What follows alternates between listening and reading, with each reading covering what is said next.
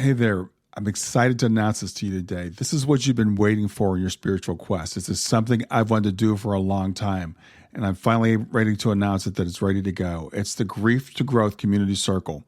Now, this is a sanctuary where like-minded souls are united in their journey through grief and towards personal transformation. It's more than just a place. It's a beginning. It's a commitment to growth and understanding. Here you're finding not just a community, but you're entering a circle of trust and depth. You're going to engage with interactive coursework. You'll dive into exclusive podcast episodes and partake in discussions that illuminate the path from mourning to empowerment. This is a realm where every question is honored and every individual's journey is validated. To be part of this exclusive circle, visit us at grieftogrowth.com/community or look for the chat icon at the bottom of every page on the main website. Remember that entry is a privilege because I want to ensure that every member is as dedicated and genuine as you are.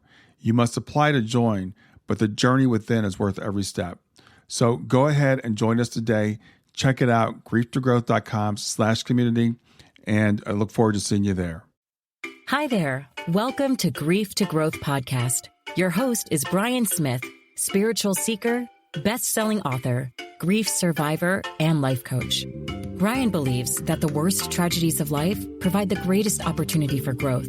Brian says he was planted, not buried, and he is here to help you grow where you've been planted by the difficulties in life. In each episode, Brian and his guests will share what has helped them to survive and thrive. It is his sincere hope this episode helps you today.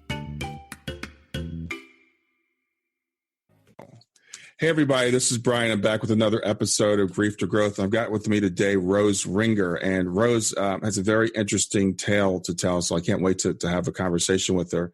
I'm going to introduce Rose. Rose's husband committed suicide at their home, and when that happened, she fell into a pit so deep and dark that medical professionals expressed doubts that she'd ever recover. And then 2 years after her husband took his life, Rose was diagnosed with stage 2 cancer. And doing a related minor medical procedure, in quotes, because we know how those go, she bled to death and had no heartbeat for more than 10 minutes. In heaven, her predominant emotion was profound gratitude that this life experience had ended, but the angelic being she encountered encouraged Rose to return to earth. And she was told that if she agreed to go back, she would be restored to perfect health, physically, emotionally, and mentally. And then after that, several medical tests confirmed that all the angels' promises were accurate. Soon after she was discharged from the hospital, Rose implemented a detailed plan to sell all of her possessions, her home and her car, close her business, donate a lifetime of research materials, and move 1,000 miles west to start a new life. And Rose now lives with her little dog, Teddy, in the Midwest, where they like to spend their time quietly admiring the breathtaking beauty of the wide open spaces. So I want to welcome you, Rose, to Grief to Growth. It's great to have you here. Thank you so much. Yeah, we met, I guess it was just a few weeks ago. We were on a panel of IANDS talking about grief and loss and recovery from that. So you have recovered from quite, a couple of things that are just totally devastating or would be to most people. So if you would, just tell your story and however you'd like to, and start wherever you'd like to start. Okay. Well, I guess the starting point would be April 2016. My husband, who was I thought the answer to a lifetime of prayers, somebody I loved very deeply and never took for granted a day of our lives together, came home for lunch one day in April 2016, sat down in a chair and put a gun in his mouth and ended his life.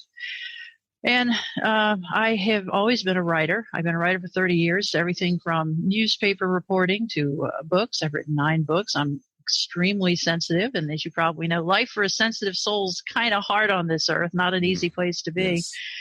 And the last 4 words my husband articulated on this earth were, "This is your fault."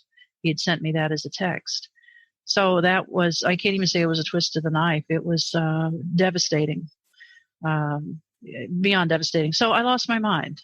Back in the day, we called it a nervous breakdown. I don't know what we'd call it today. And one of the things I discovered is obtaining psychiatric help, or mental health care even, I should say, is very difficult. My children immediately were on the phone trying to find some help for me, because I was I was probably on the cusp of a psychotic break. The pain was just more than I could bear. And the soonest we could find an appointment, I think, was 5 weeks away, which for somebody who was then living in 5-minute increments, Exactly. and that's what I did. I would say to myself, just get through 5 minutes. Yeah. Get through the next 5. 5 weeks felt like 1,000 years away. Yeah. And ultimately, a friend who is a mental health care worker pulled some strings and got me in to see a mental health care worker within hours. But that shouldn't be the way it is. But again, I don't want to digress. So after his suicide, I was in pretty bad shape. I became addicted to alcohol and prescription drugs. It turns out when your husband does this, they will give you all the benzodiazepines that you can use. I would get prescriptions of 90 count Ativan or Valium or both as often as I wanted them. Wow. So there was a day that I was probably doing, I don't know, 8 to 10 a day plus drinking, which is not wise. Benzodiazepines and alcohol are a very bad combination. And I just continued in a downward spiral. After the funeral, I never spent the night in that house again. And, different friends in the kindness of their heart tried to take me in, but I was almost like a wounded animal. I could not find comfort anywhere. I couldn't get comfortable. So for a short time, I actually lived out of my car. My husband was a litigator. So, this is quite a thing for us to go from being this couple that here I have written several books and had some success in the writing world, married to this prominent attorney, and now I'm living out of my Camry. And a friend, again, a very sweet friend on the periphery of my life stepped in and said, "You're getting too comfortable in that car. You're coming home with me." And I said, "No, I'm not. You don't know. I scream in the middle of the night. I can't sleep. I pace. I sleepwalk. I'm a mess." She said, "Let's try it for one night." And that was brilliant, because one night I thought, all right, she's been a sweet friend. I can do this for one night. And I stayed with her for 4 months. And then I rented a small home in a nearby city and actually had a friend live with me there, because I was still not able to care for myself when I lost a tremendous amount of weight, which is so typical. I was living on those liquid nutrition drinks. I couldn't do solid food. So that's how my life went. And then after a couple of years, I asked my friend I told him I was ready to live on my own. And about 29 months later, I was out in the yard doing some work and pulling a bag of gravel across the yard. I actually picked it up to hoist it, and I felt something happen internally. And I'd had some symptoms. I'd been having a low-grade fever. I'd been spotting, a lot of, I knew something wasn't quite right. Anyway, they diagnosed me with cervical cancer. And they sent me on to an oncologist, and the oncologist at his preliminary exam, he said, it's at stage 2. He said, I can already see it spread to nearby flesh. And he said, it's advanced to a point where your flesh is distorted. And I just got plunged right back into the worst grief. I thought, wow, what now? What next? And then it was during a cervical biopsy, which he performed to determine exactly how far this had spread. And after I woke up from that, they, in the hospital, they asked me to get up and go to the bathroom, get myself together. And I did. And I came out of that bathroom and said, I'm bleeding profusely. And I'm 59 years old at this point, and the RN was very dismissive. She said, "Oh, once you get home, lie down, you'll be fine." Oh, wow. So 3 times total, I told her, this cannot be normal. I'm losing a tremendous amount of blood, but they sent me home anyway. And within an hour at home, I had my friend who'd come home with me call 911. I realized I was bleeding to death, and they transported me to a nearby ER in Virginia. They have these little standalone ERs that are not affiliated or connected with the hospital. And that's where I was taken. And they were out of their element. And they stuffed me with gauze like a Christmas goose, thinking all that did was stop the mess. It turns out it didn't stop the bleeding. So I continued to bleed and nobody knew it. So they were satisfied that, I don't see any blood. We'll leave her. And my buddy, his name is Milton, he sat by my side at that gurney faithfully. And he said he looked up, and I passed out pretty quick. They had given me some Dilaudid for pain, which turns out is kind of contraindicated for somebody with plunging blood pressure.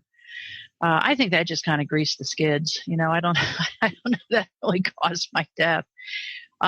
He said at one point he looked up, the medical staff had walked out of the ER. He said at one point he looked up at the blood pressure cuff, which was one of those blue machines on a stick, and my blood pressure was 32/25. Oh, wow. Which it's not a lot. Yeah. And, I'm assuming you weren't conscious at this point. I was not conscious. Yeah. And he said at that point, he was getting ready to get up and go get a doctor. And at that point, my eyes popped open and I reached up to heaven. He said, I tried to sit up on the gurney, which is pretty impressive for somebody with a blood pressure that's 32/25. Yeah. But I sat up, I tried to sit up on the gurney, lifted my head and shoulders and stretched out my arms and reached to heaven. Wow. And he said, you talked to somebody only you could see. You said you wiggled your fingers almost like a child reaching up for their father. And he said, after that, I flopped back on the gurney. Blood pressure went to error, which meant it was probably lower than 32/25. And meanwhile, I was having a great time. I was unconscious at the moment of my death, but I woke up when my heart stopped. Wow. And boy, did I wake up. I woke up. It's so, I know this sounds out there. I do believe our near-death experiences are customized for us. But in mine, it was as though there was a silvery, sinewy cord from the crown of my head to the bottom of my feet, to my heel. And like an archer's bow, like somebody had pulled way back on it and popped and released. And I went, boy, I was catapulted out of that body like toast out of a toaster. It was... I woke up, I feel this catapult, and I was literally just sailing through the air, floating further and further away from my body. Wow. And it was great. And my first thought was, my heart has stopped. And I thought, how do I know that? I don't know how I know that, but I know that's right. And the next thing, I was just floating further and further away in this blackness. And my next emotion was gratitude, because I realized I still had my intellectual curiosity, my intellectual intensity. I remembered how this had all happened. And I thought, wow, I bet nobody was expecting this. Wow. When they, stuffed me and walked out of the room, aren't they going to be surprised? And I remember gratitude, relief. I had struggled with suicidal temptations dramatically. In fact, looking back at my journal, gosh, not 10 days before this happened, I had written in my gratitude journal, I did not kill myself today. That's a win. Yeah. God, please remove these devilish temptations from my soul.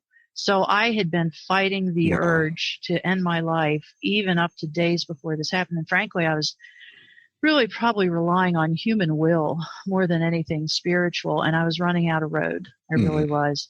So my feeling was, I did it. I pulled it off. No one's going to blame me. There's not going to be the guilt, the horror, the rest of it. I'm done. And boy, oh boy, I was just so relieved. I truthfully and honestly felt as though I'd been granted early release for good behavior.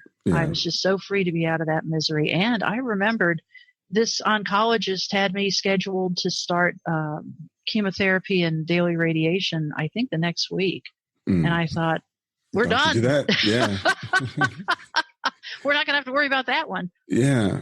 So, but the fact that my memory was still so strong. In fact, I'm in ham radio, which you have to, I'm an extra, which means you got to take a lot of tests and know a little bit about electronics, but it really felt like somebody had just put 100,000 amps through a 60 amp service. I felt so alive. I had the clearest, greatest mental acuity I have ever experienced. That was just so cool. I think the smart people say we use 6 to 7% of our brain. I feel like I was using 200% of it. I mean, and I didn't have a brain. My brain was back on that gurney. Yeah. So, and then the other thing, floating in this blackness, the peace was so incredible. I know a lot of people talk about the love, but the predominant thing I felt was peace and comfort.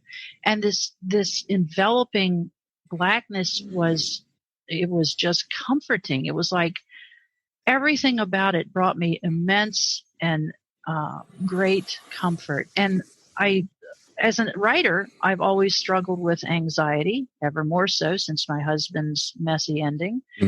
And to have that just gone, it wasn't better, it was gone. And so that I remember thinking I've always wondered what I would look like if I had no anxiety, no fears, no worries, no woes. This is great. And as I'm thinking about this, I thought, I thought about a Bible verse, the peace that passeth all understanding. And I thought, this is what Paul was talking about. This is peace that nobody will understand until they experience it.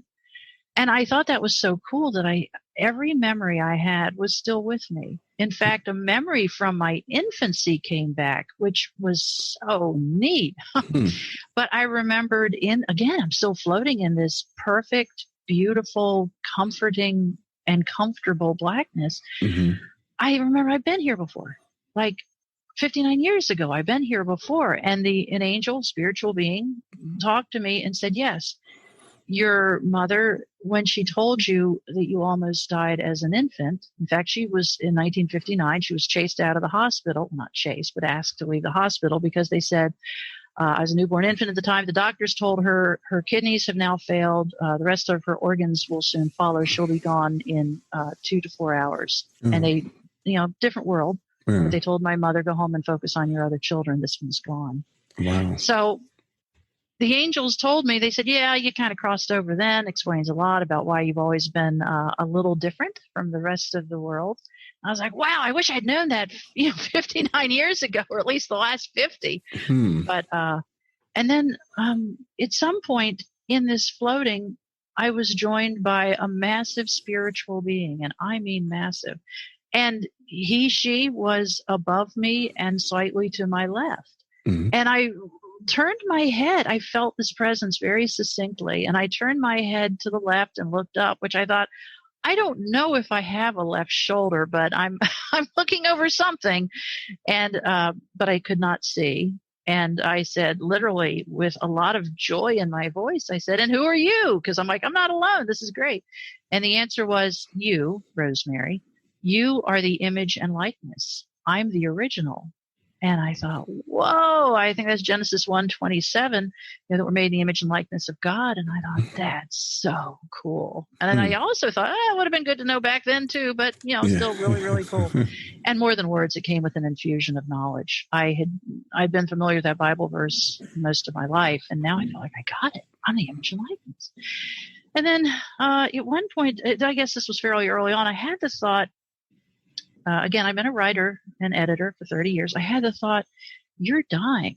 And then I thought, actually, you're not dying. You're dead. And it cracked me up. And I laughed out loud and I heard myself giggle. And I sound just like I sound all the time. And I thought, wow, I don't have breath sounds. I'm pretty sure I don't have lungs, don't have vocal cords, and yet I sound exactly the same. And that's when I really, boy, was that a big deal to realize every single thing that defines us goes with us. Every single thing that makes us uniquely individual, from our memories to the sound of our voice to our bizarre sense of humor. I mean, and then I thought it's kind of funny. Here I'm going to my reward and I'm correcting my tense. Yeah. I don't think the angels care if I'm using improper English. And that's when I really pondered, what exactly did I leave behind on that gurney? And I realized only the negative, only the darkness, only the sadness, only the grief. And, throughout this experience, and I guess I wish I could share this with the world in the medical field, I kept hearing somebody literally scream my name, Rosemary, Rosemary, and it was panicked, urgent, and loud. Wow. And the thing is, if you're in a crowd and somebody screams your name, you can't help but whip your head around and see what's happening.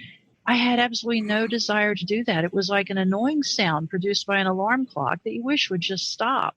And in retrospect, it took me about a year to really sort that out. I think that in this experience, I had left those old personas behind of mother, author, friend. And I wasn't Rosemary. I was a child of God going home. And so I guess if, I know the medical staff says I know they do that. They call your name, and it turned out that's what it was. It was a nurse screaming my name, trying to bring me back. Yeah. I did that when I found my daughter. So I know what that's like. Yeah. Stay with us. We'll be right back. Hey there, something I want to tell you about today. My podcast platform, Buzzsprout, has recently made it easier for me to allow you to support me financially. Go to www.grieftogrowth.com/subscribe. That's grief2growth.com/subscribe. And once you're there, you can sign up to support me financially. Now, you can do it for as little as $3 a month, or of course, as much as you'd like. If you do that, you'll get access to bonus episodes, and you'll see those in the regular feed. They'll have a lock on them. But when you become a subscriber, you'll actually get access to your own private feed, and you'll be able to listen to the regular podcast along with the bonus podcast for the subscribers. I want to thank you for listening. I want to thank you for sharing the podcast. And I want to thank those of you who support me financially. Have a great day, and on to the episode. It had no effect. And I don't know what we can say to people. I mean, I don't know what you can say, but I was so disconnected from that. And, an interesting aside as a writer, persona is from the Latin word meaning mask. So we leave that. That is what we leave behind. We leave the mask behind. The role that we play when we're here. Yeah. Right. We really do.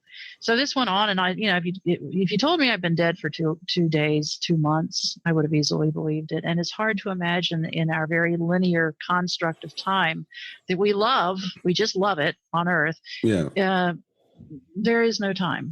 There is, and I'm not even sure it's linear. While I'm describing this in what I believe to be a chronological fashion, who knows? I don't know. I know how I remember it. So at some point it's floating in this blackness, mainly thinking about the peace and the joy. In fact, after I came back from this, one of the first things I did was sit down and make a detailed record of every single thing I remembered, experienced, felt, and said. And as I'm floating in this blackness, I was just so full of joy, like a child.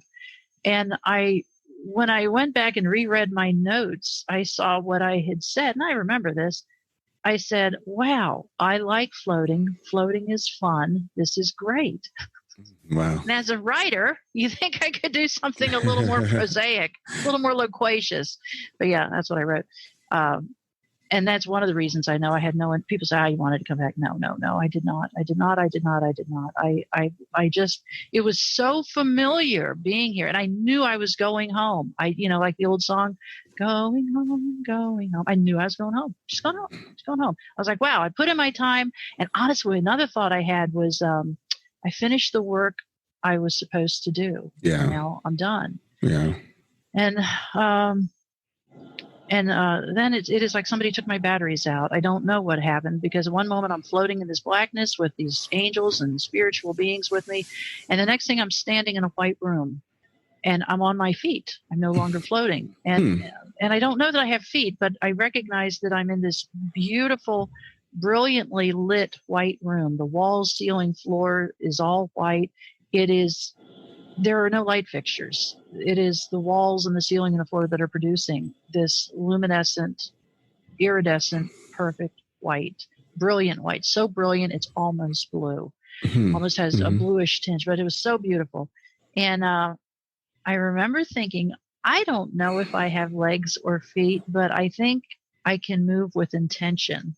And at the far end of this room, which wasn't that far away, I saw a door, and I thought, I know what the door is about. I had spent my life, 40 years, I'd been reading about every near-death experience I could find. Oh, really? And I recognize now that was part of that experience as a child. But I was fascinated by near-death experiences. And so I knew that door meant it was a border, a boundary, that was the official crossing over. And I was like, out of my way. I know where we're going. I know what we're doing. I can't wait. And in that white room, there was a very fine but thick mist falling, and it was like a very heavy fog, and yet it wasn't deep, it wasn't cold, it wasn't warm. It just felt great. And I remember trying to focus on an individual droplet of this fog, which I know sounds bizarre, but I felt like I ought to be able to see that. I know that I should be able to see that. And this angel with me, accompanying me, said, your eyes have not acclimated to this new experience yet, but each of those droplets are light, and they're itty-bitty bits of light. And when I walked through it, it swirled around me, danced around me. It was so, so beautiful. And what I was told is when we go to heaven, some people have had a disease process for so long, they believe it's part of their identity. And what happens in this white room, and this was the word I was given, is all of the muck of earth is washed away. Oh, wow. And it's washed away by this beautiful light, these little itty bitty droplets. And as a friend, I shared this with a friend of mine. She said, yep, leave your muddy boots at the door. So that light was unbelievably beautiful. Mm-hmm. And it swirled. I mean, it was like, this sounds trite, but it sounds like it was all full of joy and happiness, and it was all around me, and it was all great. So I'm moving toward the door, advancing again. I guess I kind of wish I'd looked at my feet. I don't know. But I've heard other people say that too. It's like, I don't know if I had feet. I didn't bother to look down to see. I know. It was kind of, not a big deal. Yeah. And I moved toward that door, and as I got close to the door, it was shut. And I put my right hand up to push through because I knew where it went and I was ready. And I paused at the door and I asked very simply, is this the divine will for my life, that a simple medical mistake takes me out? Mm-hmm. And I couldn't even get past, is this divine, before the angel answered, the spiritual being that was with me, and said, no, but whatever you decide, if you decide to go back or you decide to go on, you go with all of God's grace and mercy and blessings and care. And that was great. I thought, I'll take that deal. Don't need to ask me again. I'll go. And one of the things I guess I should have mentioned in the beginning, after my husband's death, there were 3 prayers I prayed every night, and sometimes multiple times a day. But the first was, God, either let me die or heal me. I can't do this. Yeah. I had learned how to pretend. So I would go out in public and people would say, how are you doing? And I thought, be a Hollywood actress. And I would smile and I said, oh, I'm doing great. It all worked out. I'm doing fine. Mm-hmm. And meanwhile, when I got home, I would think about, okay, I would review a plan I had for ending my life. I had a very detailed plan, and that brought me comfort. So my daily prayer was either heal me or let me go. Mm-hmm. And my other prayer was no life review. And people tend to giggle at that, but that's serious. I had a recurring dream, a nightmare that plagued me for years, 2 years. I wasn't home when my husband ended his life, but in this nightmare, I was just getting home when he grabbed the gun. And I come around the corner as he's putting it in his mouth, and I run to tackle him, but I'm always too late. I pulls the trigger. So I had that nightmare too many times to count. Wow. And other times I had nightmares about what he looked like afterwards. I mean, it was very intense. So my other prayer was no life review. I'd been through this once. I had lost my mind. I really had lost my mind, behaved very badly in a lot of ways. And then 3, my prayer was, I can't handle any more decisions. After his death, there were a lot of legal messes that had to be tidied up. And I mean messes that cost thousands of dollars in legal fees. And, the lawyers would say, well, you need to do this or you need to do that, but we need to know. And I just cry. Couldn't take it, couldn't handle it. Mm-hmm. So this thing, when I was told at the door that whatever you decide, and I was told there are no wrong decisions. And that brought me so much comfort and so much peace. So I'm like, all right, I'm on it. I'll do it.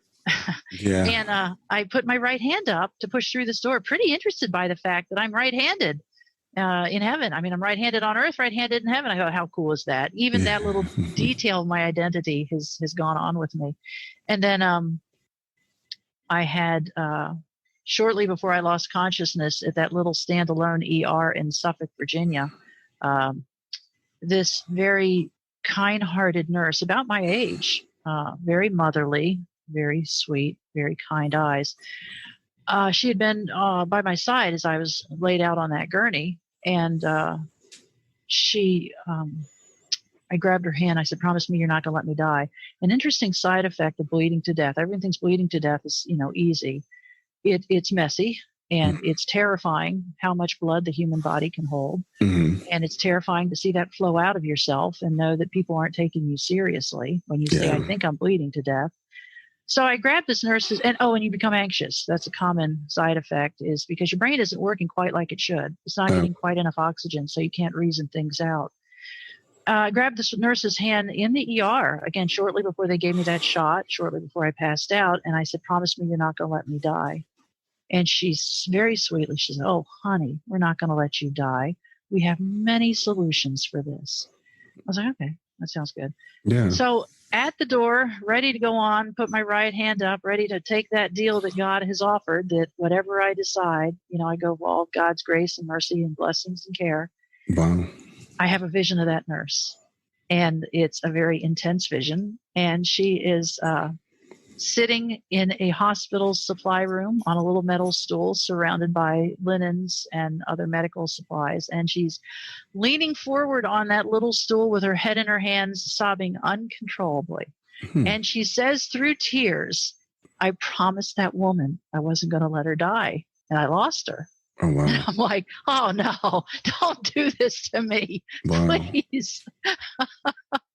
As an empathic person, oh, my gosh. And then I thought, well, she's an RN. She's been through this before. She'll get through this. Yeah, she'll get over it. Yeah. She'll get over it.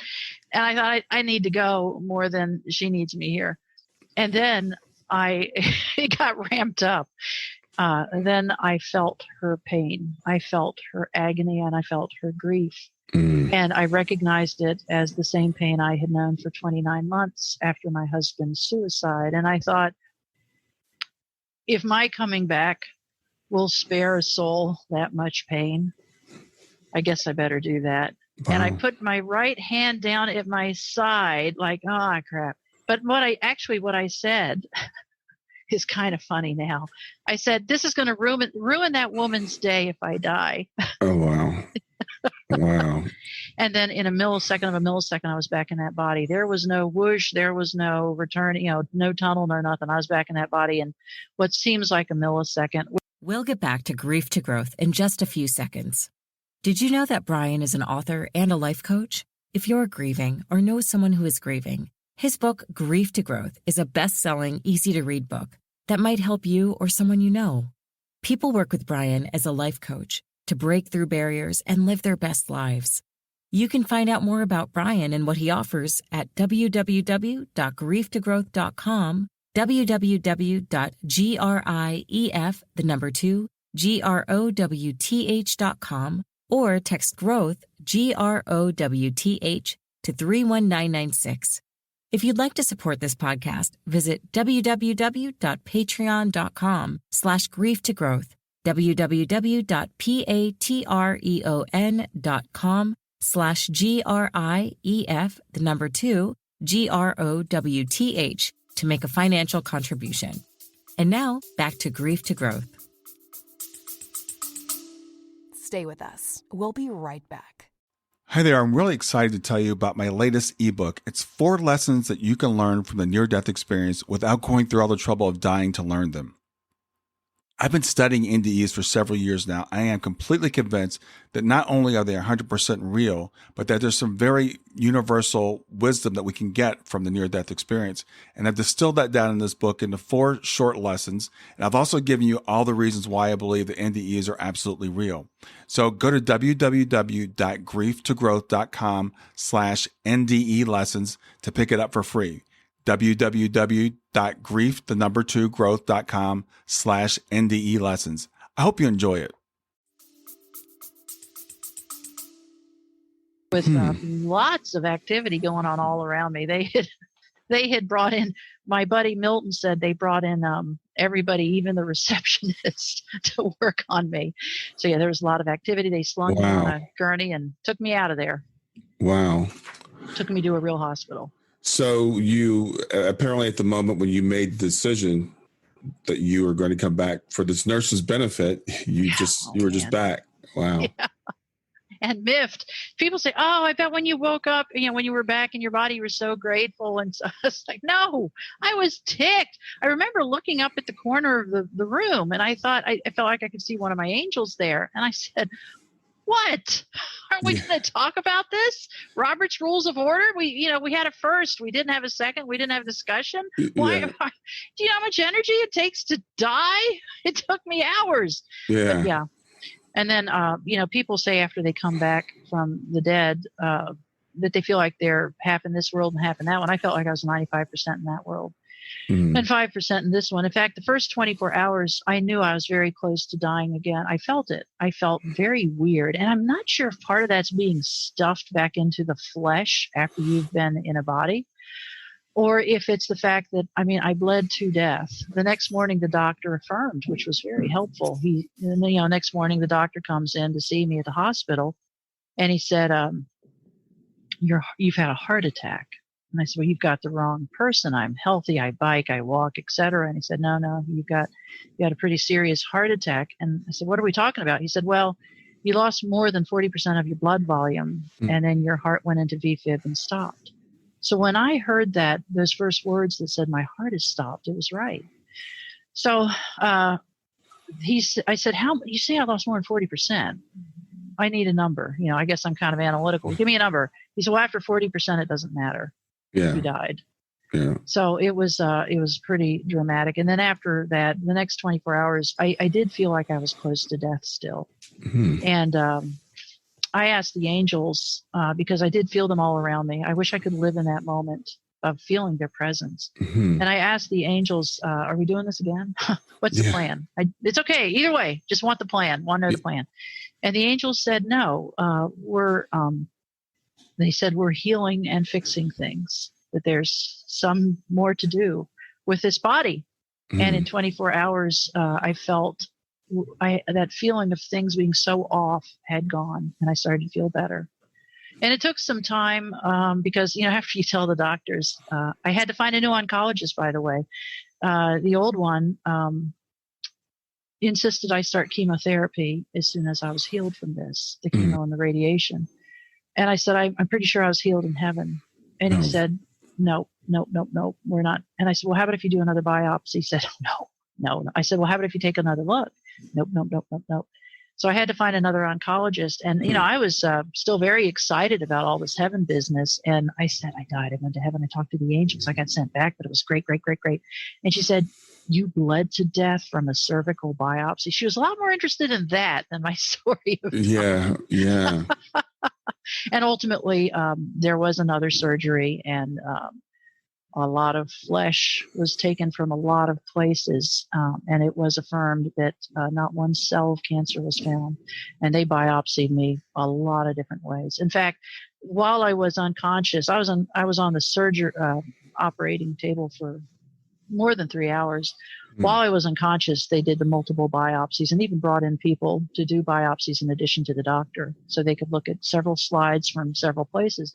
Right before the surgery, she said, Rosemary, if I find any cancer anywhere, we're going to take your lymph nodes, because we have to see how far this is spread. Yeah. And the beauty part, again, my poor buddy Milton, he was waiting out in the waiting room for this surgery, which happened about 8 weeks after my near-death experience. They were very concerned about me being healed.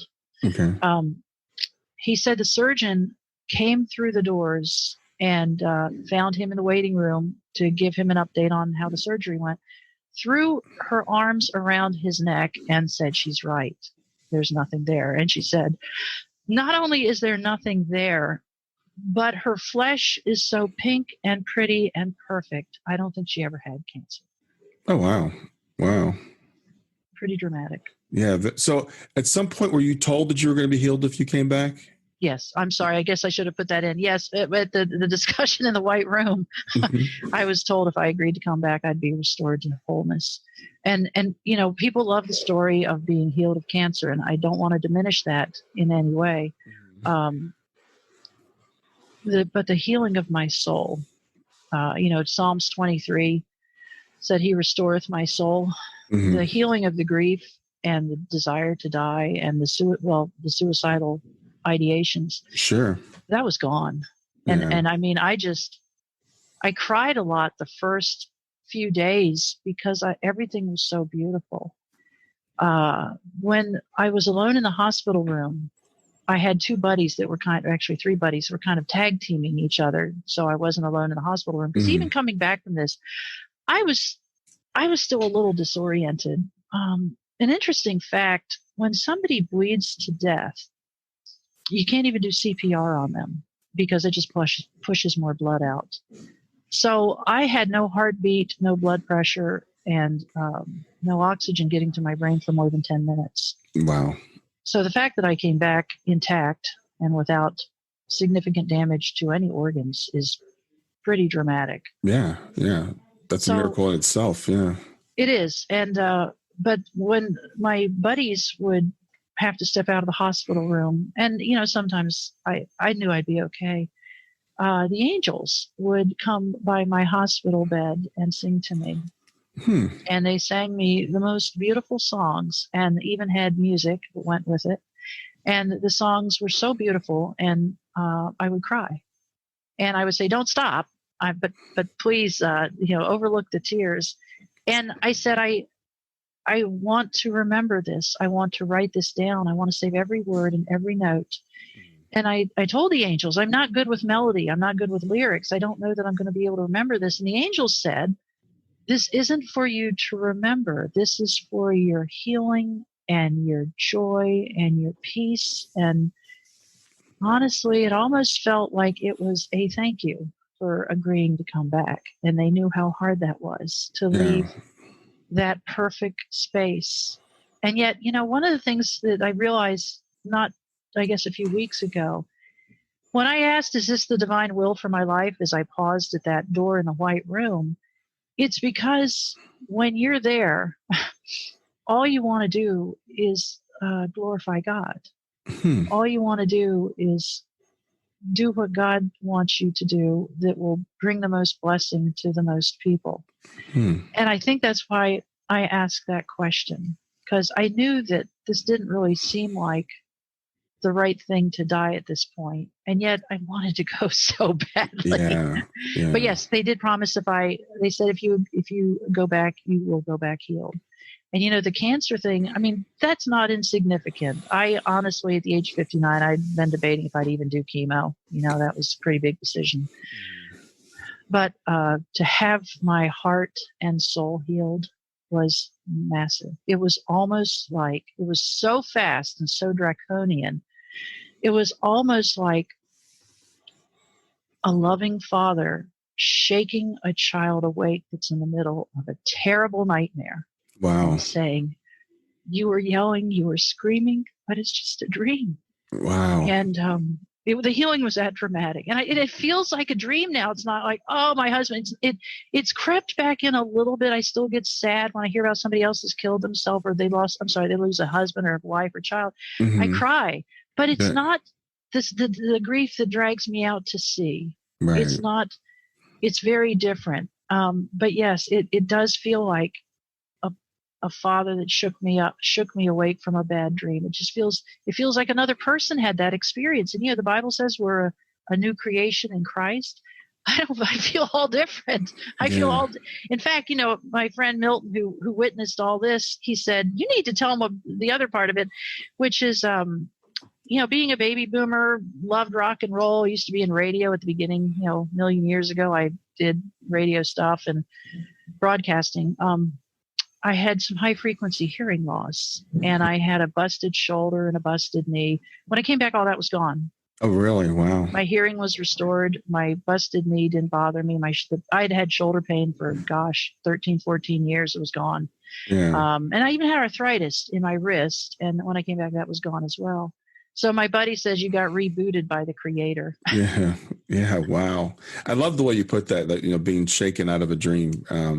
I think that's a really good analogy for our life here. I hear that over and over again, that when you cross back, it's like, that's more real and this feels like a dream. And I think we imagine it the other way around. When we think about it, we're like, that's going to be kind of dreamlike and, not really real. So it's always great to hear someone talk about the solidness of it, the reality of it, and the intensity, I guess, of it. I had the greatest mental clarity I have ever known. I felt like everything had been awakened again. I guess there's that phrase again, but his death was, I'm an architectural historian by trade, and that house we had lived in was my dream home. It was a beautiful house in a beautiful place. And so the losses, the ancillary losses, I lost all our friends. There's a big difference between being friends with the big deal litigator and the author, and being friends with this wash rag of a pathetic individual who can't eat food anymore. So yeah, everything that was my former life got burned down. There was nothing left of the old life. But when I came back, I realized my life had been pretty of a fraud, really. I had not been happy. I'd been pretending to be happy, hoping that if I pretended hard enough, I'd grow into it. Yeah. And that wasn't happening. And I had been praying. Oh my, did I pray? I read the Bible. I prayed every night. And I mean, I had affirmations taped all over my house, trying to pull myself out of this pit. Yeah, you were fighting hard. Oh boy, was I! I had affirmations in my car. I had when I came back from this, I thought I need to change some things. So I had one of the largest private collections of ephemera in my niche topic of architecture in the world, and I donated it to a college library. I started selling off all my worldly possessions one by one, and I sold off heirlooms that had been in my family for a couple generations or more. And with each thing, though, it was really cool. With each thing, I thought, wow, I've really enjoyed this item. And I would stand over it and I would say a prayer, and I would just say, God, this thing has been such a blessing. It has brought me so much joy. But now can you please bring the person that it will bless for the next decade or lifetime? So and then cool. Invariably, these things sold very, very quickly. And then my friends, it's kind of funny now. I had two friends say, are you getting ready to kill yourself because you're getting rid of everything? I said, no. Yeah, that was the opposite. I found peace because I learned, and I, in my own heart, I knew that if I told anybody, before all this happened, that I was thinking of ending my life, people would intervene. Yeah. So I knew to keep my mouth shut if I was going to do this. And that's, again, I guess goes back to suicide prevention. And that's a really great point that I really want to bring out, because a lot of people listening have had children. I have a lot of parents that listen have had children crossed due to suicide. And one of the first things we want to do is blame ourselves. And in your case, your husband actually said it was your fault.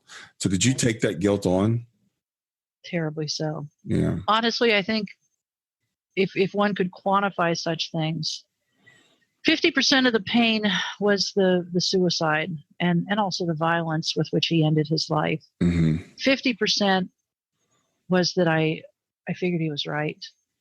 And, it's, I moved to the Midwest. After I sold everything, I sold my car, sold my house, bought a used Prius, moved 1,000 miles due west in a used Prius. I started a new life, but I had saved some things from my old life. The kids' paperwork and my life was in boxes, and that's fine. There's trinkets and treasures that I had saved. I opened up one of these boxes, and it was a collection of some little goofy thing I had. And my very first thought, no wonder he killed himself. He bought all this crap. And then I was like, wow, we're still talking about that. We're still dealing with that. Yeah. So that crept up out of somewhere. And I had to stop. I was in the middle of, opening up and unpacking. I dropped it. And I went to a room and I calmed myself down. And I thought, no. That's the old script. That's the old Rosemary. Those are the old lies. Yeah. That's the old nightmare. Those are lies. That's not the truth. So 50% of the pain was from the suicide. And I'd say 50% was, I'm empathic. I'm a mother. I'm prone to a lot of guilt anyway. Yeah. But man, that just did me in. The thing is, you now know it from both sides. You know it from having experienced your husband taking his life and you having this suicidal ideation. And you realize that if you really want to do this, there's no one that's going to stop you. Right. That's the takeaway. And his leaving that note was he had a very successful career as an attorney. And I think it was a mechanism that made sense to him that he wouldn't be held, guilty, liable. I can't think of the right word. It wouldn't be his problem. It was me that did it. Yeah. And it worked. Oh boy, did it work. And looking back, it was kind of nuts that I spent 2.5 years in that community because I should have left immediately, but I didn't have the wherewithal. I didn't have the spiritual resources. Moving is tough. Yeah. And grief takes everything out of you to begin with. And you complicate the grief with the guilt, and it just drains you. You don't have any energy to do anything. It did. In fact, even moving when I did, my buddy Milton, that's his name, he was a great blessing in helping me get out of one house. And it's been 2 years. It was September 5th, 2018, that I went to heaven and had a wonderful experience. Yeah. And it was great, but I haven't missed anything. None of that stuff I sold, haven't missed it a bit. Yeah. And it's so funny. I thought, oh, you may regret this. I mean, I sold the house. I sold the car. That car was really nice. And I live in a spare bedroom, which has been a real blessing for, it was actually a family member who had lost his wife. So he's got a great big house, and I really like living simply. Yeah. And it's also a smaller environmental footprint. I mean, this thing of everyone living in 5,000 square feet is nuts. Yeah. It's really interesting, Rosemary. When people have these experiences, there's some commonalities. They're not universal, but some commonalities they come back with. And one of them is this: you lose your attachment to physical objects. Yes. You start giving things away, selling things, living more simply, because you realize what's really important in life is not these big complicated things that we make important. So you had a total, I read this the other day, I forgot. Oh, it's Deborah Diamond that said it. She said, it's not like you come back as a 2.0, you come back like as a 20.0 That's a really good point. Yeah. Yeah. You just come back as a different person. You had mentioned when you gave me some notes at the beginning that Milton had an experience when you had your experience. So tell me about that. This is so cool. And it's funny what people latch on to. And very briefly, I want to back up. One of the things the angels told me was, and this was after I was in that hospital, because I was on total bed rest for 4 days in the hospital. They were trying to make sure I didn't die again. Yeah. They said that the stuff Wayne had done and left behind, and the messies and all that, the message, they said it had been encapsulated. And I'm an architectural historian, and that's what you do with potential toxic contaminants. You encapsulate, because removing them tends to stir up more dust or particulate matter, like asbestos. The current accepted means for dealing with asbestos in a home or even commercial property is you wrap it up, you pretty much hermetically seal it. And that's considered superior or more advantageous, because in taking it down, you disturb it so much it spreads everywhere. So the fact that the angels use that word encapsulated, I thought, oh my gosh, that's great. They're speaking my language. Yeah. But they said everything had been encapsulated, and that it was a thing and it was there, but it could not hurt me. It could not harm me anymore. And then because I asked him a lot of questions. That's the thing about suicide. It is a death like no other. And there's so many questions, but I said, why one of the questions was, oh my goodness, there were so many, but where is he now? And they said, none of your business. And I said, wait, what? I prayed for this man. I prayed for this man 3 times a day. What do you mean, none of my business? And they said, we are to work out our own salvation. You're not to work out his. And they said, you did the things you were supposed to do. You prayed for him. You saw him surrounded by light and love every day, which was my practice, my habit. So there were a lot of questions. And the beauty part of these questions was that before this, I had just been ruminating on these questions. How could he do this? I thought he loved me. Where is he now? What's happened to him? Why did he do this? I thought he loved me. On and on and on and on and on. And this took me out of that circling. As the Bible says, you've circled the mountain long enough, time to stop and go north. This took me out of the circling. And so I stopped asking these questions because I had my answers, and it was such a blessing. But as to Milton, so after they gave me this shot of Dilaudid in the little ER and, stuffed me, they walk out because the blood isn't showing up anymore. Problem solved. Yeah. And then, so Milton stayed with me, sees my blood pressure go 32/25, and then sees me reach up to heaven and then plop back down, and then the blood pressure goes to air. He said it was about, because he's former military. He's got some pretty good training. He said it was about 2 minutes before the nurse showed back up because they think I'm just sleeping. And he said when they come back in the room, they fiddled with the cuff, and then they fiddled with the electrical plug into the wall. They thought, well, this thing stopped working. Oh, wow. They thought that the human stopped working. Yeah. So, but he did get ushered out into the room. They did a sternum rub, which I had not heard of before, but apparently it's where a nurse rakes their little knuckles right over your center of your chest. Yeah. Apparently, if there's any life there, it'll elicit some sort of pain response. And he said they did that pretty hard, pretty regular, several times. And he said, you didn't flinch. So then they summon the doctor in, and then they shove him out. They shoo him out into the hall because now they realize they have an issue. So while he's standing there, he said he was thinking, she's dead. For 29 months, I've tried to keep her alive. Because my buddy Milton was the one who found my husband's body. Oh. So what a pair of messy bookends, Yeah. First, the husband does this, and then the wife bleeds to death. Wow. So he's out in the hallway right outside the room. And I tell people he was hit by the blast radius, which I think is actually true. And prior to this, Milton had been a very proud, avowed, clear atheist. He actually subscribed to a magazine called American Atheist. And when it would come in the mail, he'd very proudly show it to me. Look, good writing. Oh, wow. And say, you keep that to yourself. Yeah. So that's Milton's background. And while he's out in that hallway, he said an angel came to him and said, you don't need to worry. We just need her for a few minutes. She'll be right back. Wow. And the thing was, he didn't think to himself, wait a second, I don't believe in angels. And he said it came with a feeling that somebody had wrapped a warm blanket of love and peace and joy around him. He said he just felt enveloped by this peace. And so he said it came with this feeling and with these words, and it changed him. And so after he hears this, he goes out to the lobby. He leaves his spot by the door. He goes out to the lobby and gets a soda. And I said, you what? Wow. It wasn't like I was in there for, blood work or a strep throat test. Yeah. I just died. You saw it. You saw the whole thing. He said, well, I was thirsty. Been a long day. Wow. So he went out there, and then he had a soda.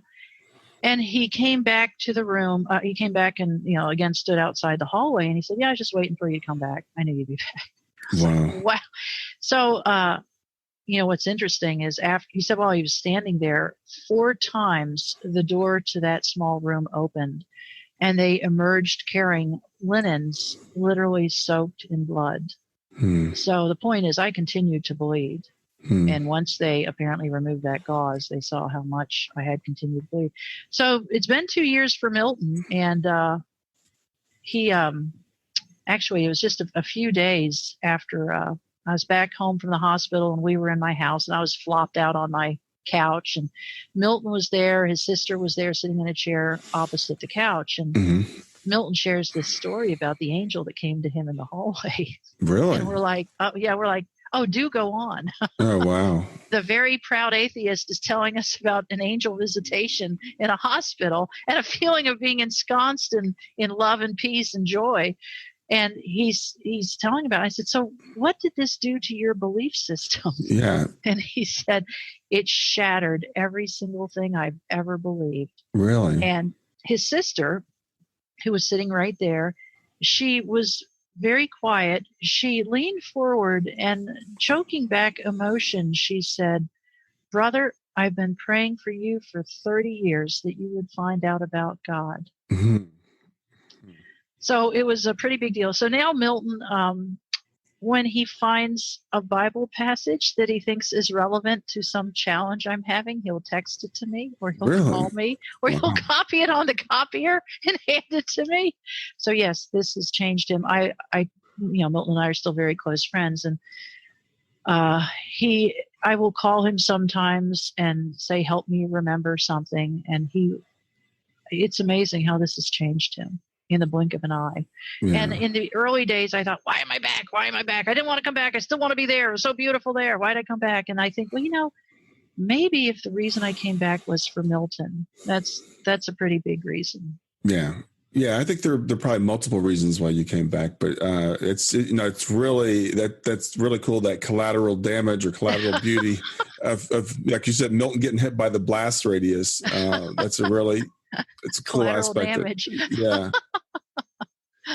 So we were talking before we started recording, and I know some people have said to you, and we were talking about a mutual friend of ours also who had a near-death experience, and people are saying, you're being deceived. You're deceiving people. Not only you're being deceived, but you're out. Why are you telling people these stories? And I've heard you refer to the Bible over and over again. So I'm going to assume that you are a religious person that believed in God and believed in the Bible. So what is the deal with these people that think that you're being deceived? What do you think about that? I just started sharing this story a couple of years. Well, it's been 2 years since it happened. I started sharing about a year ago. Right. Immediately, you were in hell. Those were demons on the other side of the door. It's good you came back. You get a second chance at salvation. I'm like, I don't think that was hell. I don't think those were demons. I think there was something in the Bible about the disciples were told to put down their fishing nets, sell everything they have, and to follow Christ. Mm-hmm. I thought I'm not trying to accumulate more stuff. My goal and my big goal is to share this. Gospel means good news, and right. I think this is good news. I think it's, I know it encourages a lot of people. So those people, because there's two. There's the atheists who say it's the brain shutting down. Mm-hmm. Okay, then you want to talk about the stage 2 cancer that had advanced to a point that it had distorted the flesh. It's just simply gone. You want to talk about that? How does that happen? You want to tell me about that one? Because they say, well, and then, I met oh my goodness, what are they called? Neuropsychologist or something. Her background is in neurology and psychology, and there's a fancy word that eludes me right now. She actually took a detour from Iowa to come meet me here in southwestern Illinois because she said the most compelling part of these NDE stories is not the bright light and the encounter with spiritual beings. She said, but the fact that when people come back from these, they've changed their entire life. Exactly. And so I want to hear what you did. Yeah. And I told her, and she said, the most believable part of your story to me is these changes take a human being years, decades, or perhaps in a lifetime to make these substantive changes. And she said, you were completely changed from the DNA up. Yeah. And I do agree with that. Everything, I was somewhere driving yesterday and I saw, I think it was just the sun setting, and I burst into tears. I thought, it's so beautiful. It's just all so beautiful. Yeah. And that's a brave new world for me. So I don't know. There's a story of Annabelle Beam. Have you ever heard of her? I don't think so. No. Little kid, I think she was 10, fell into a hollow cottonwood tree. And she had a life-threatening illness when this fall took place. And while there, the angels came, Jesus appeared to her and said, you're going to be okay. Yeah. And they took her to heaven and, gave her a nice little tour. And it took them 5 hours to rescue this kid out of this hollowed out, rotted tree. She was up on a branch or something. Yeah, I have heard that story, yeah. When she came, Annabelle Beam, when she came back, she was healed. She talked about heaven and the angels and seeing Jesus, but she was also healed of this life-threatening disease instantaneously. And her mother was frustrated that people weren't believing this story. They thought that some part of it was contrived or made up. And Annabelle told her mother, she said, it's okay, Mom. There'll be a day when they believe and they understand. Yeah. That's kind of where I'm at. It'll come for all of us at some point, but I think it's fascinating. I like that you touched on. We've got the materialist, the atheist that says this is all fake, and then we've got the religious people that say, well, it's all a deceit. And I'm like, okay, so Satan, when he deceives us, is going to tell us, I want you to spread a message of love, peace, light, joy, hope, generosity. I want you to go out and live a better life, and then when you come here, I'm going to put you in hell. That's a really good point. Yeah, I hadn't thought of it like that. Yeah, I'm like, to me, it's like, okay, the Bible says you judge a tree by its fruits. So what do people that have NDEs do when they come back? Are they out trying to make a lot of money? Are they trying to accumulate more things? What are they actually doing? What's the message that they're spreading? And they're spreading the same message that Jesus spread. So yeah, it's really interesting to me how people on both ends of the spectrum say it's all crazy, but I really appreciate you sharing it.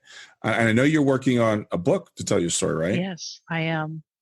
And when this first happened, I declared boldly and repeatedly, as the author of 9 books, which have taken years to write, and they're about historic architecture and require a lot of research. Writing is not a fun thing. And this, boy, talk about a different genre to go from historic architecture to having seen heaven. So in the beginning, I declared I would not write a book. And then after I started giving a few talks, people said, please write a book. And then I had a YouTube video that somebody recorded at, actually Roberta Moore recorded at an IANDS conference. And that little bit of YouTube video has had 46,000 hits, which shocked me. And the comments, there are days I wonder, what am I doing here? I want to be there. I don't want to be here. But reading those comments are a great blessing. And I'd say a lot of them are from people who've lost somebody to suicide. And if there is one message I have for the world, if you lose someone to suicide, there's nothing you could have done to make it happen. There's nothing you could have done to stop it. Yeah. When they get to that point, you are just not that powerful. You just don't have that big a presence in their mind, in their heart.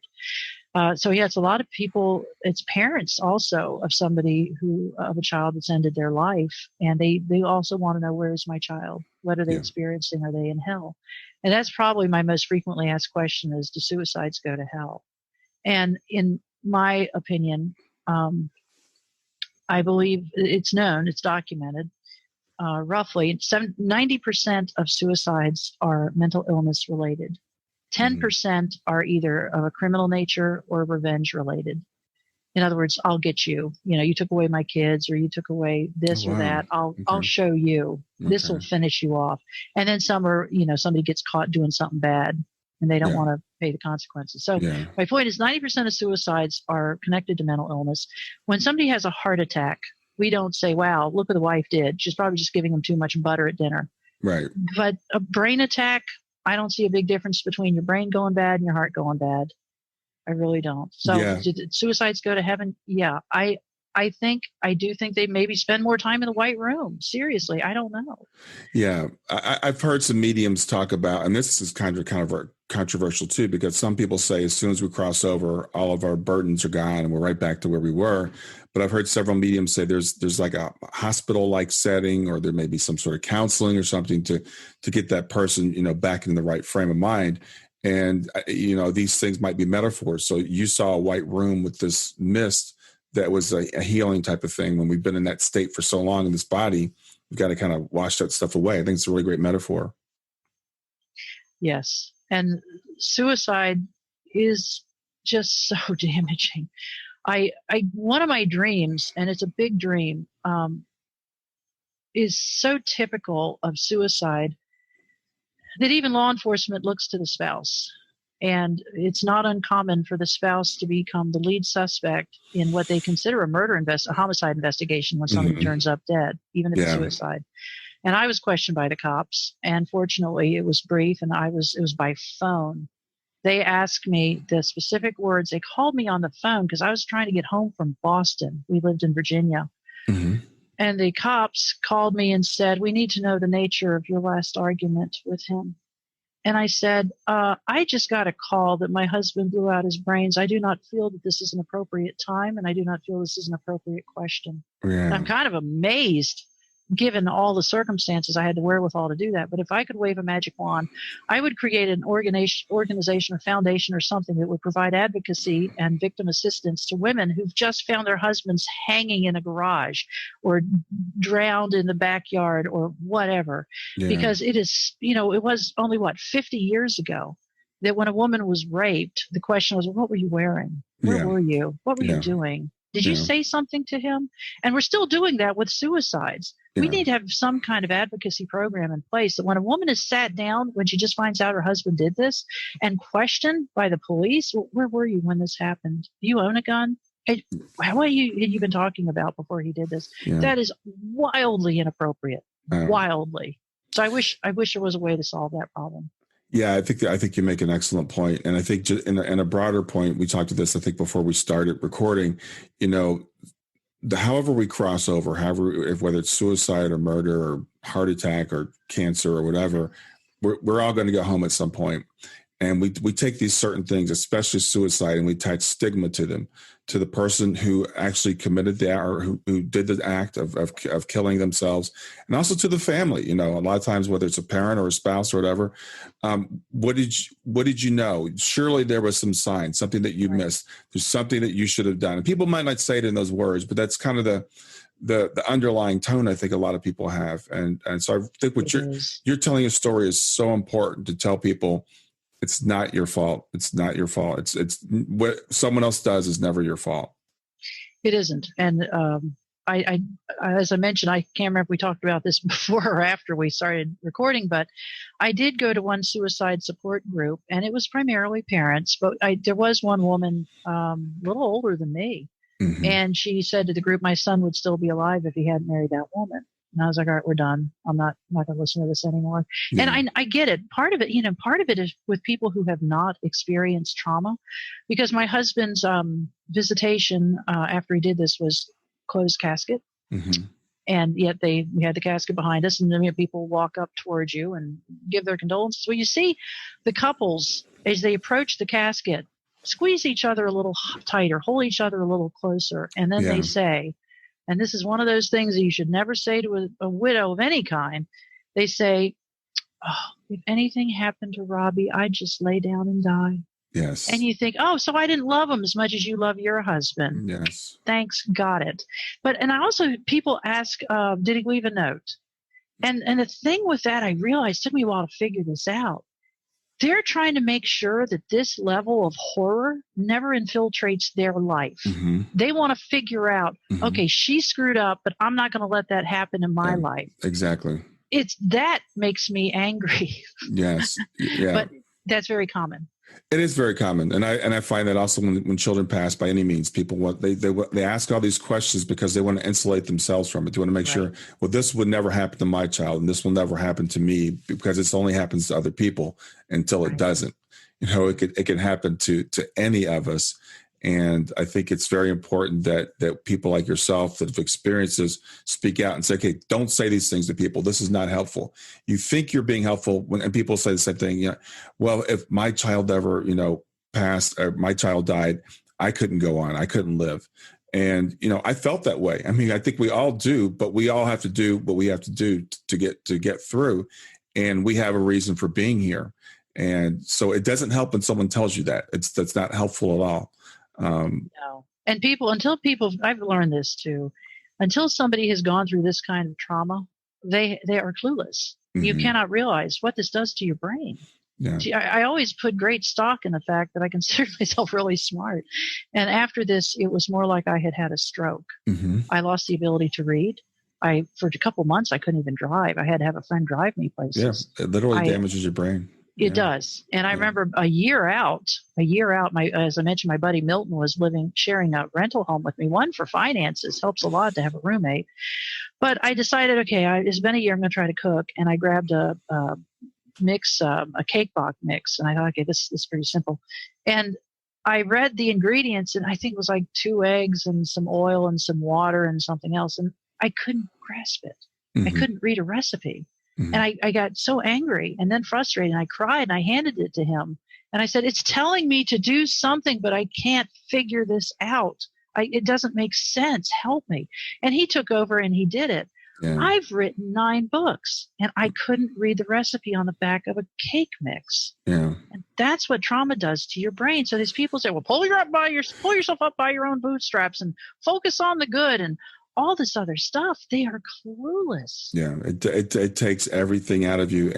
But the other thing is amazing is how resilient the human spirit is. And people say, well, I could never do it. And I'm like, you could. You just don't know it because you haven't been put in that position yet. But humans, we find a way to get through. And as long as we have hope, we'll find a way. So I appreciate you really saying that, because it's a very common thing when we go through these traumas, and people don't realize, how it just drains everything out of you. It does. And people have often said, oh, you're strong. And I say, I consider that a foul word. I say, do not call me strong. In fact, resilient is the word I allow. I am not strong. I did not want this. Every day I thank God for this man. Every day I knew I don't know. Every day I knew that he was, I thought he was the man for whom I had prayed for years. Yeah. So not strong, resilient. Yes. Yeah, exactly. Well, we've been about an hour, so I really appreciate you doing this, Rose. It's been a pleasure, talking to you again. I think your what you've been through is going to help so many people. I can't wait till the book comes out. Maybe you'll come back and we can do another interview then. Well, thank you very much. Anything you want to say before we close today? Just that. Well, that's a really good question. Just that. If you find somebody suffering from the loss of a child or a spouse to suicide, the best thing you can do is show up and shut up. Do not tell about your uncle's brother's father's cousin's son who killed himself, so you know just what they're going through. Don't liken it to anything in your experience, because suicide is a death like no other. So yeah, that is the advice I would share: is show up and shut up. Hug them, hold them while they sob. I used to do something my daughter called the pterodactyl scream. In the early days, I would just sit on the couch and scream. Yeah. And people think they say, "Oh, be quiet! Stop! You're upsetting the dog." Yeah, you got to let it out. You got to feel all those feelings. Well, thanks, Rose. It's been great talking to you. Enjoy the rest of your day. Thank you very much. Well, I hope you enjoyed the episode. I want to make it really easy for you to reach me. So just send me a text to 31996 and simply text the word growth, GROWTH. In fact, you can right now just say, "Hey Siri," send a message to 31996, and when Siri asks you what you want to send, just say growth. You can do the same thing with OK Google. Thanks a lot. Have a wonderful day. Thanks for listening to Grief to Growth. Brian hopes that you find this episode helpful and will come back for future episodes. Brian's best-selling book, Grief to Growth, Planted Not Buried, is a great resource for anyone who is coping with grief or knows someone who is. If you enjoy the podcast and would like to support it, there are 3 things you can do to help. The first is to share the podcast with someone that you think it will help. The second is to go to iTunes, rate, and review the episode. The third way you can support the podcast is by becoming a patron. Head over to www.patreon.com/grief2growth. That's patreon.com/grief, the number 2, growth, and sign up to make a small monthly donation. Patrons get access to exclusive bonus content and knowledge that you are helping to spread the message of grief to growth. For more about Brian and Grief to Growth, visit www.grief2growth.com. Hi there. I hope you enjoyed this latest episode of the podcast, and I'd love to hear your thoughts. What questions came up for you? What did you like about it? What didn't you like about it? I invite you to visit us at grieftogrowth.circle.so. That's grief2growth.circle.so to continue the conversation with me and with other listeners. It's a space to sound off, to share reactions, and to go deeper into the topics from the show. I look forward to chatting more, and I hope to see you there.